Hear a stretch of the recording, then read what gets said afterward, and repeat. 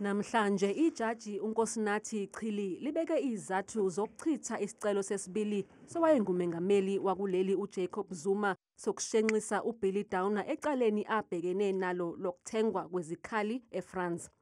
Izathu zikaChili zifana nse nezayibekwe esicelweni sokuqala sikaZuma phambi kwejaji uPiet Koen. It was argued that if Mr. Downer were to prosecute Mr. Zuma today and then be prosecuted by Mr. Zuma the next day, the society will make a mockery of our justice system.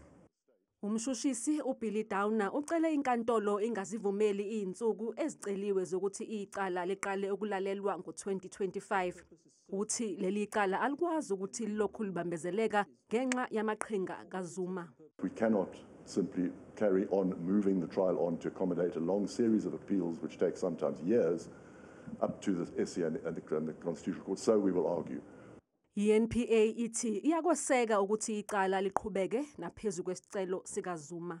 Judge Koen had made a finding that the leave to appeal or the appeal cannot be entertained before conviction. However, we are concerned that the matter has to be now heard only next year. Unfortunately, the judge is not available. Zombili inhlangothi zivumelene ngeinsuku ezizoshintshana ngazo ngamaphepha ecala kanti lokho bazokwenza phakathi kukaMfumfu noLwezi nonyaka ngaphambi kokuthi itholane phezulu ngoNhlolanja nalapho leli cala lizobe lihlanganisa iminyaka engamashumi amabili laqala.